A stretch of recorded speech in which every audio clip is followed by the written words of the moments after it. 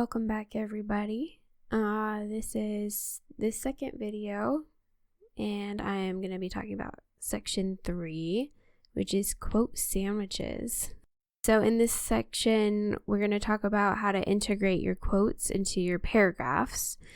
And in doing that, you're going to be able to back up what you're saying with the information from your sources.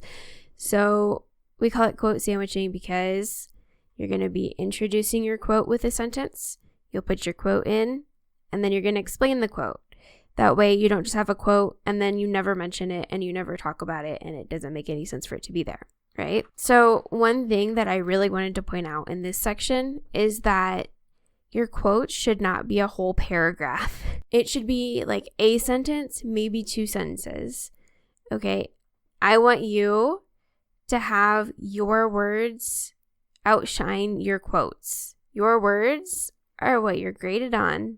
That is what your essay is supposed to be, is you talking and then some information to back up what you're saying. Because otherwise, why should we listen to you? Okay, so what you're going to do is introduce the quote.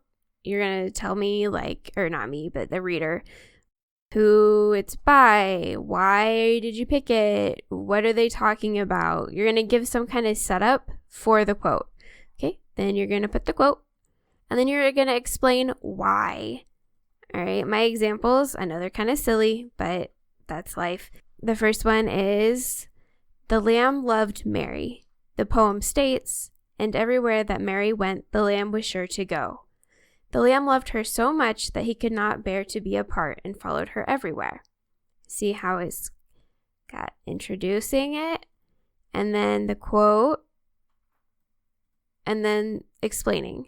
Okay, the second one is, Mary's lamb was very loyal. The poem states, and everywhere that Mary went, the lamb was sure to go, proving the lamb's loyalty by telling the reader that he is constantly by her side. So we're setting it up. That's the introduction to the quote, and then explaining.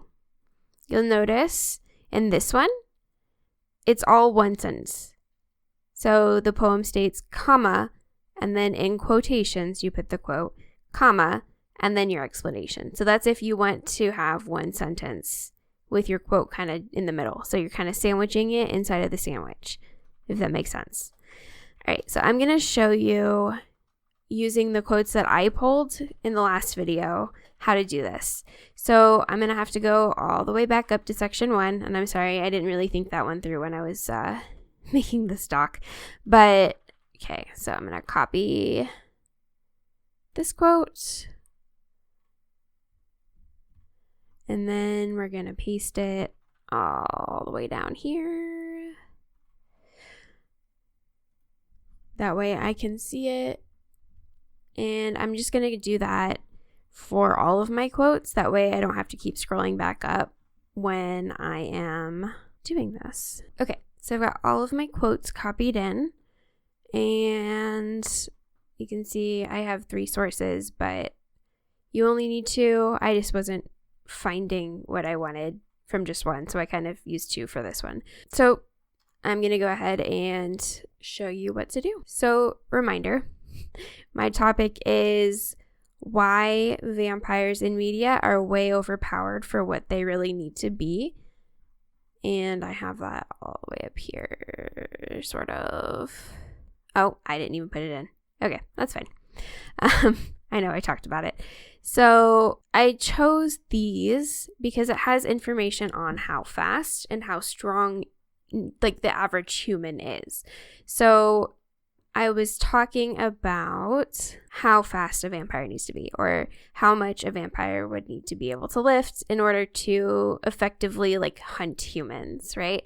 And this sounds really weird now that I'm saying it out loud, but but we'll just stick with it. It's fine. Okay, so the quote is, so far the fastest anyone has run is about 27.5 miles per hour, a speed reached briefly by sprinter Usain Bolt just after the midpoint of his world record 100-meter dash in 2009. So if I'm going to set that up, why am I bringing that quote up, right? Otherwise, it doesn't make sense. Why would I have this thing about this sprinter in this vampire article? Well, I'm going to put something like, let's see, I'm going to mention the Twilight vampires, because when I think of vampires being fast, I always think of that scene in Twilight where Edward is like across the parking lot or something, and then all of a sudden he's like right in front of Bella, stopping this van from crashing into her. So, just no. Anyway, I'm going to bring that up. So I'm going to say in the popular, because it is still somehow very popular. I read it in like 2005. Come on, guys. Get with it. There's so much better media out there. I'm just saying. In the popular book and movie series, and then book titles are always italicized. Whoop. By Stephenie Meyers? Sure. I'll look it up later. It's fine. And you see how I put, well, it's spelled that wrong. I put this part with commas because it's not technically necessary information. Just throwing that out there. So if you have the series and then by, whoever, and then you continue on with your sentence, mark that off with commas. Okay. In the popular book and movie series Twilight by Stephenie Meyers, one of the most memorable scenes involves the main love interest. Seemingly teleporting across an entire parking lot in the blink of an eye.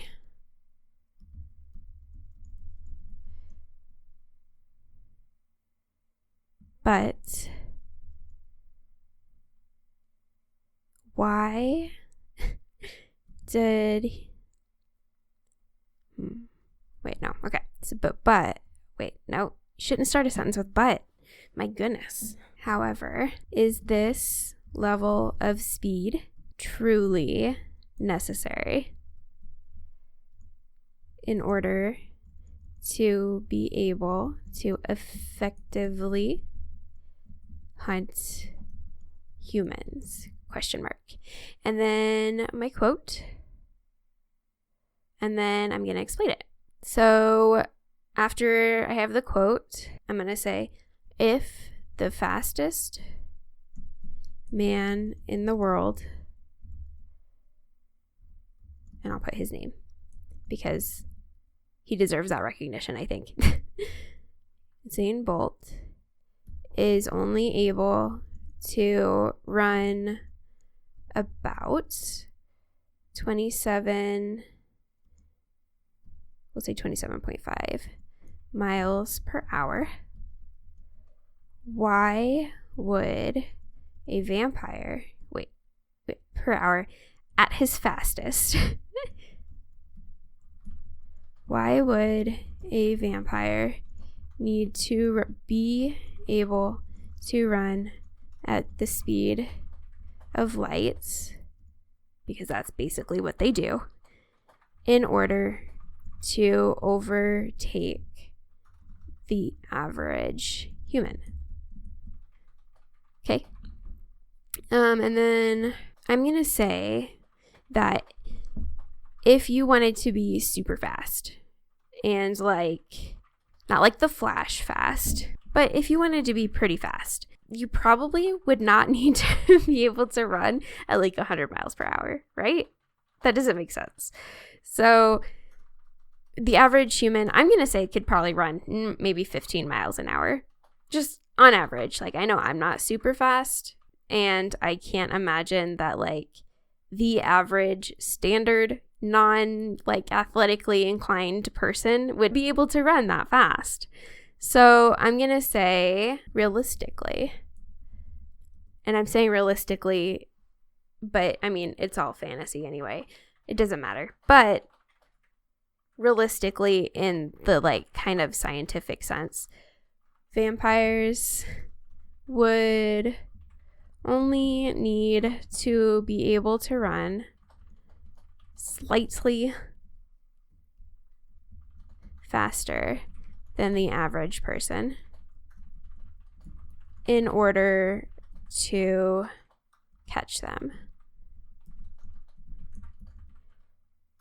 putting their average speed somewhere around, let's say 20 miles per hour.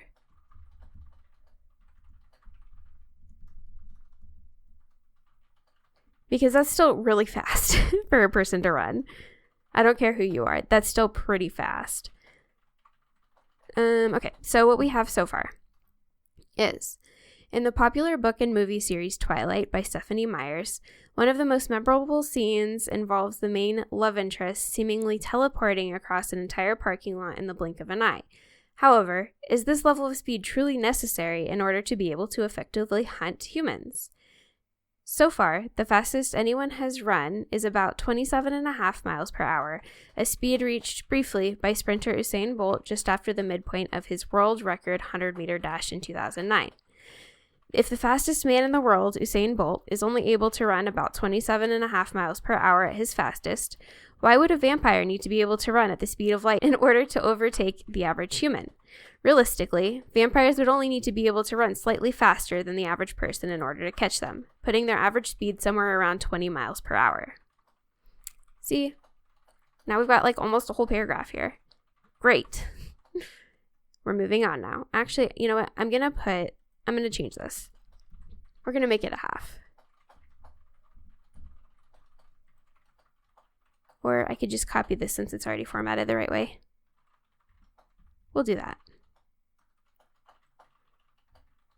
Perfect. All right. Just for consistency. Okay. My second quote says, "During the brief period of ground contact, our legs must push us forward and push us upward to support our body weight. That's a lot of force to exert in a short time, and it's why humans can skate faster than they can run." So this is talking about like the kind of the mechanics behind how humans actually run. So I'm going to say, according, because this is something you can do too, and then I totally forget who my first source is. Okay, so according to Randall Munroe,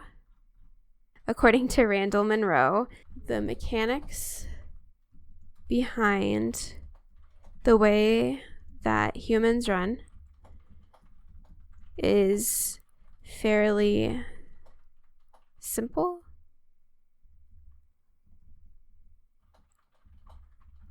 And it also, no. I don't think I like this quote anymore.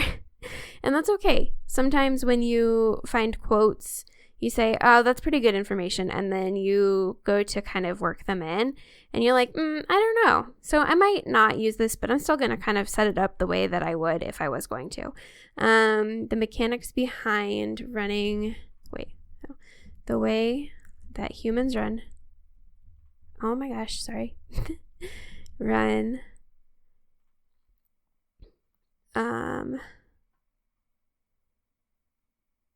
Is fairly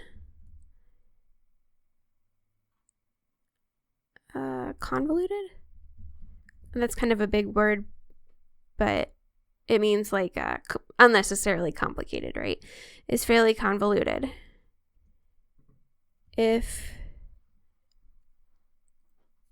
we go. There's not supposed to be a space between those, if you were wondering. But my Google Docs doesn't like to do that automatically. It's really annoying. So if we I guess wanted to maximize, well, I'm actually going to take this down here because there's another quote by this guy that I think would probably work a little better. And I'll get that here in a minute, I think. So if we wanted to maximize the way, or the speed at which humans run, we would need to run on all fours instead. Well, there's a word for that. Let me pull up that. See, this is why we have the links for our sources so that we can go back, right? See how smart that was? You're welcome. All right. So I know in here, I remember why I didn't. Oh my gosh. Sorry. I remember why I didn't do this, because it's a quote inside of this article, and that gets a little bit more complicated.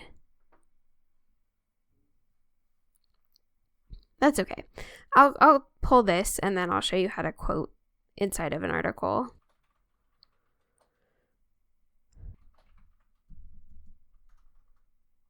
And then, what's his name?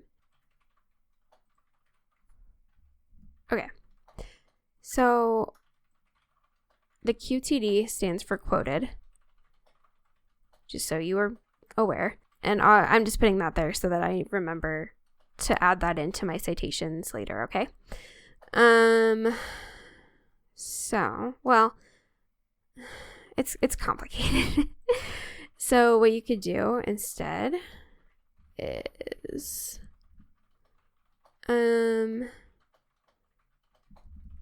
Monroe, and I'm probably gonna do this wrong, but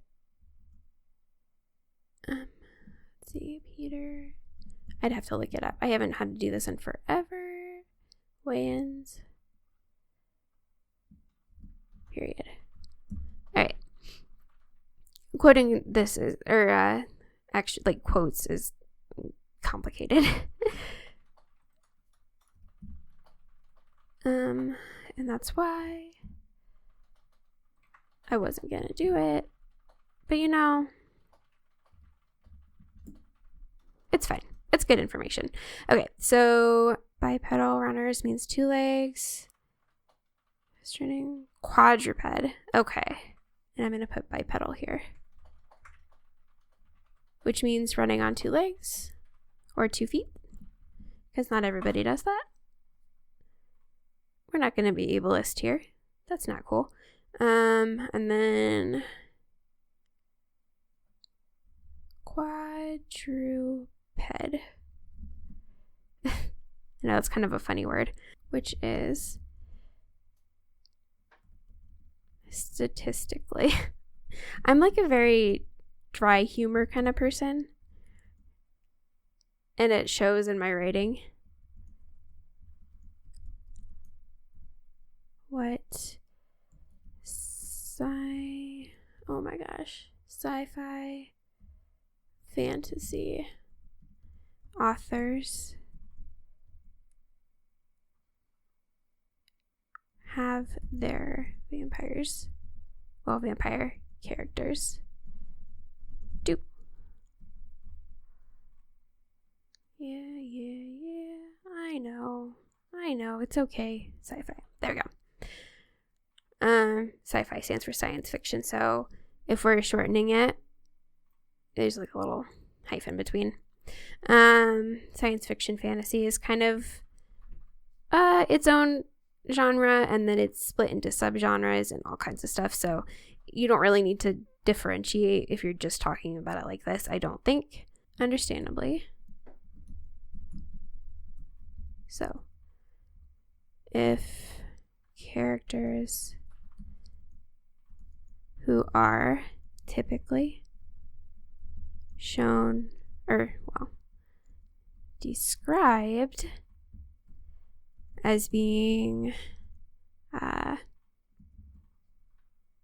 dark, mysterious, and brooding,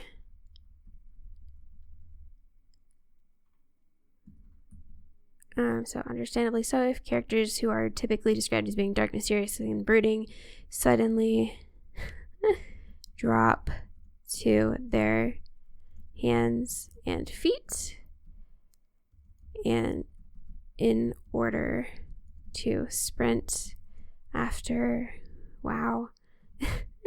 after a human character, they might not be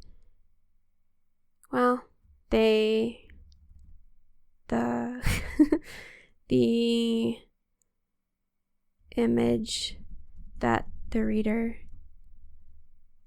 sees in their mind or mind's eye will be altered. Running on all fours looks a little goofy, right? Okay, so going back up here to introduce the quote, and I'm sorry I did this a little backwards. I promise I'll be a little better on the next one. Okay, so let's see. The average human, the average human runs on 2 feet, making them bipedal. However, we are one of the only species of animals that does so. Is this a flaw in our... I don't know. It's not like technically genetics. The way that humans have evolved, our bodies are built to stand up right now. But we weren't always. And I don't know that we actually are all the way evolved this way. I'm fairly certain we still retain some of those like physical traits of a quadruped animal, like in the way our rib cages are built and our organs are all in there and stuff. But that's okay. Is this, maybe take that one out. See, this is what writing is like. You have to kind of try things out and see if it works, and if it doesn't, then you take it out. Okay, that's just life. So however, blah, blah, blah. It does so. I think I'm gonna leave that, because this is talking about 2 feet, making them bipedal. However, we are blah, blah. So what we have is the average human runs on 2 feet, making them bipedal. However, we are one of the only species of animals that does so. If I have to point to one mechanical limit for bipedal runners from all the work that we've done, it's the minimum period of foot-ground contact, he said. A human who's really fast, like Usain Bolt, is on the ground roughly 42 or 43% of his total stride time. But for a fast-running quadruped, a cheetah, a horse, it's 2/3 of the stride time. And then Monroe quoted Peter G. Weyand. According to Randall Monroe, the mechanics behind the way that humans run is fairly convoluted.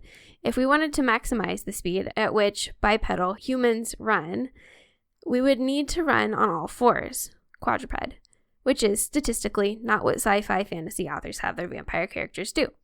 Understandably so. If characters who are typically described as being dark, mysterious, and brooding suddenly drop to their hands and feet in order to sprint after a human character, that image that the reader sees in their mind's eye will be altered. Running on all fours looks a little goofy, right? Yay. Okay. So that's source 1. Not too bad, right? Took like half an hour. Well, half an hour of me figuring out what I'm doing and some other stuff, so not that long. Okay, so source 2. Okay, and I had the one quote from source 2. And I don't know if I'm actually going to use this anymore, because it's not important, and it's actually quoting the same thing. I think I'm just going to scrap the source 2. It doesn't matter. Okay, so we're going to go on to source 3, because source 2 has the same information, and I'm making the executive decision to just cut that. Okay. So this quote is from How Much Can the Average Man Lift? And we're going to take this all the way down to quote sandwiches, section 3. This, I'm just going to delete because I changed my mind. We're allowed to do that. So I have the quote. The National Center for Health Statistics reports that as of their 2015 through 2016 figures, the average American adult man weighs 197.8 pounds, which aligns rather closely with the 198-pound category on bench press standards provided by EXRX.net. Per EXRX, an untrained 198-pound man should be able to bench press 135 pounds of weight. We've talked about how fast people are. This is how strong the average, again, they're saying man, I'm going to say probably the average person is. So I'm going to say the average human, because we have to differentiate now. Vampires are people too, I guess. No, they totally are. In my personal, professional opinion, definitely. But they're also monsters, so yay. Okay. The average human, well, I'm going to say the average untrained, that's not how you spell trained, okay, human can bench press approximately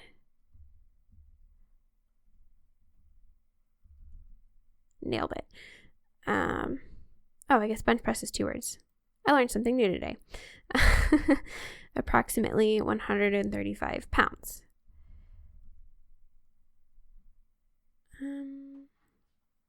Actually, because that's the information that's here. I think, let's try this again. If Edward Cullen has anything to say about it, vampires should be strong enough to lift a minivan and crush it in half. Crush it in half? Rip it in half. Tear it in half? Tear it in half. Period. However, is this even a little bit realistic? How many regular human beings do you know that can do the same? Not many, I would think. And then I have the quote. Again, I'm just being sarcastic. That's just how I am. You get used to it after a while. So we're going to explain the quote and say, if the average person, I keep saying, it's fine. If the average person weighing roughly 198 pounds can only bench press 135 pounds,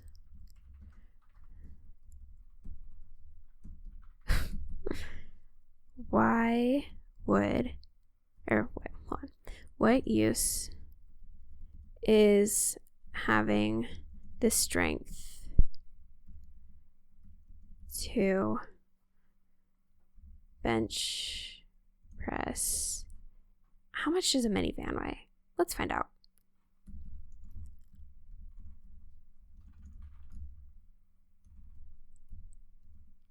Nice. Yeah, that's a lot. So let's see if we're gonna get crazy with this.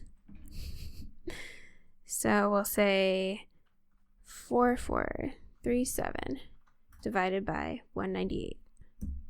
Roughly about 22 people, right?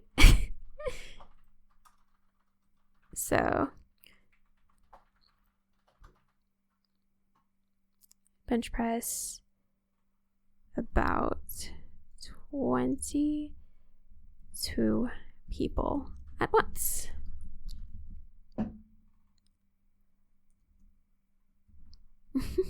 Okay, so we have here, if Edward Cullen has anything to say about it, vampires should be strong enough to lift a minivan and tear it in half. However, is this even a little bit realistic? How many regular human beings do you know that can do the same? Not many, I would think. The National Center for Health Statistics reports that, as of their 2015 through 2016 figures, the average American adult man weighs 197.8 pounds, which aligns rather closely to the 198-pound category on bench press standards provided by EXRX.net. Per EXRX, the untrained 198-pound man should be able to bench press 135 pounds of weight. If the average person weighing roughly 198 pounds can only bench press 135 pounds, what use is having the strength to bench press about 22 people at once? Okay, so my last quote that I have here is, in the 198-pound weight category, the standard for an intermediate lifter, someone who has trained for a few years, is 215 pounds. For an advanced lifter, someone who has trained for many years, it is 290 pounds. So I'm going to go ahead and say even those who have trained in weightlifting. I can't see my keyboard because of where my microphone is, so I apologize. My typing is not great. So even those who have trained in weightlifting would not be able to lift for 4,400 pounds.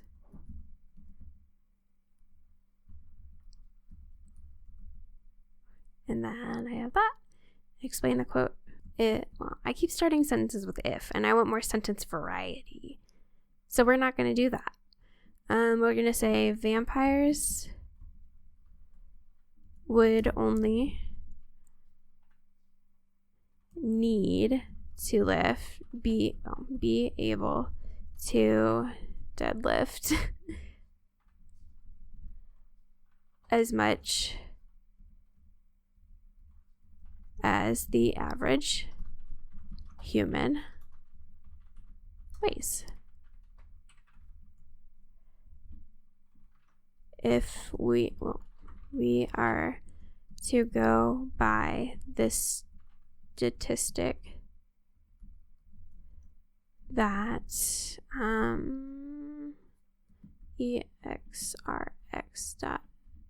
EXRX reported,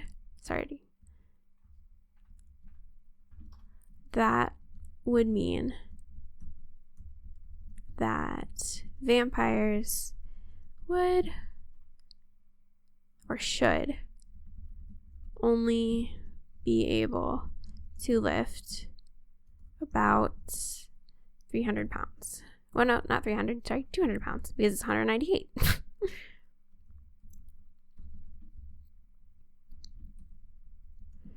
If they were to, and I'm going to put that in italics because it's like if they were to, right?